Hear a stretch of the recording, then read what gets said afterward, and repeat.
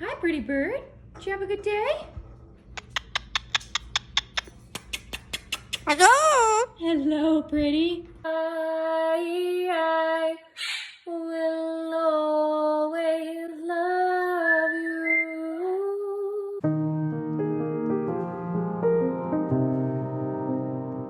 I got Julie in April of 2021 is when I officially adopted her and brought her into my family. A little background on Julie. She had about, I want to say 2 or 3 owners before she had me. I don't know a ton of the history about her life with those owners, but I know that one of them, for some reason, just didn't want her anymore and put her on the back of the fence and told her to fly away. And she did not, obviously. And so they decided to put her in a box, and they left her on the front doorsteps of the bird hospital. And so that was the first time she had made her way back to the hospital. Julie really likes cauliflower.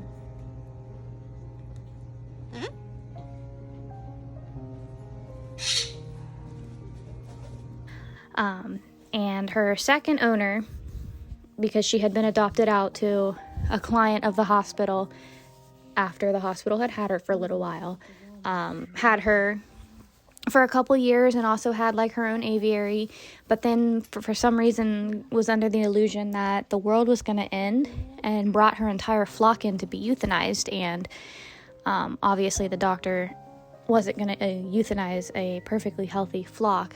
So she had reached out to one of her clients that she knew would take in some birds. Third home had her for 16 years and was really, really good to Julie. Loved Julie so much, and spent a ton of money trying to fix Julie, figure out what was wrong with her.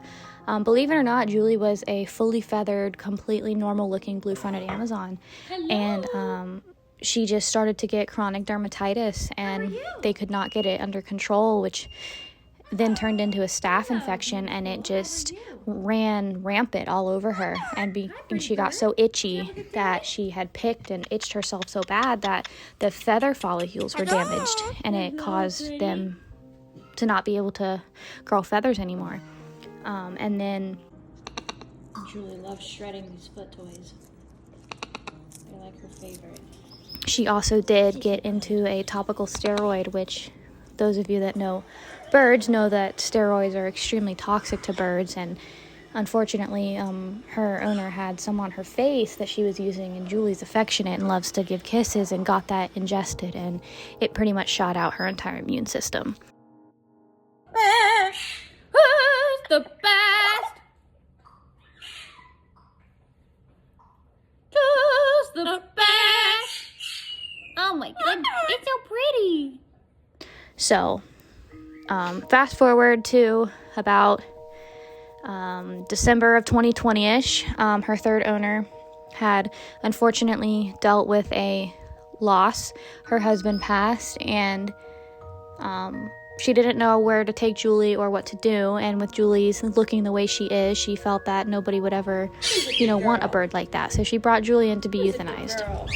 Again, it was the same vet that she got left on the doorsteps at, and she just felt a strong connection with Julie and did not want to euthanize her, and said, you can relinquish her to me and I'll take her. And that vet was paying for everything for her, wanted to take her in and put her in her aviary until she found out a more permanent solution for Julie. Me working there, I see tons of birds all the time, and I love them all dearly, but very few actually catch my attention as far as spark something within me that I feel that I need to connect with that bird, or I just automatically connect with them. And I saw little Julie in the corner, and I looked at her and I was like, man, I wonder what your story is, and did some research and looked back through her files, and I saw how much she had been through, and yet she still was the sweetest bird ever. Her eyes would light up when I walked up. I love you. Who's a pretty bird? Oh my goodness. Hello. Hello. Hi, pretty bird. Hi, pretty bird. Up, and she'd say, hey, pretty bird, and open her wings up and It was pretty soon I started to take her out and have lunch with her when I was at work, and I'd spend more time with her, and I was like, I don't want to know a life without this bird. So I asked the vet if she would be okay with me adopting Julie, and that's how it started. I had Julie for a little while, and I brought her in just for a normal recheck because she had, skin issues, so we needed to keep an eye on that. And that was when she found out that there was an area on her wing that looked abnormal. And we ended up needing to do biopsies, and that was the first time she was diagnosed with squamous cell carcinoma. So Julie has been through a lot in her short little life. She's in her 20s. Still lots of life left. We love Julie dearly. Julie's part of our family, and she is the center of my entire world. She's a happy-go-lucky bird, and given her past, you would think that she would be maybe a not-so-nice bird, but she is extremely forgiving. She's funny. She's bright. She loves to sing. You play some music, and that girl loves to belch out some opera. I wish her remission was longer than a couple months, but, it is what it is, and you take it day by day. Whatever's thrown at you, she's family, and we take it day by day.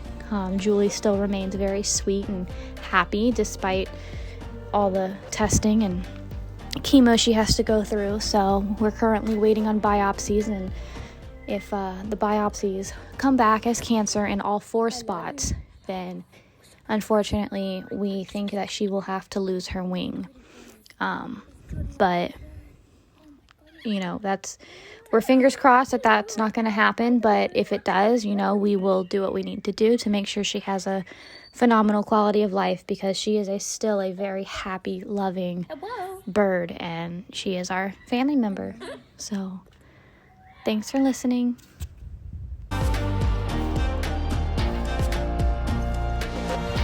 What are you doing, Crazy? You're a little big for that swing.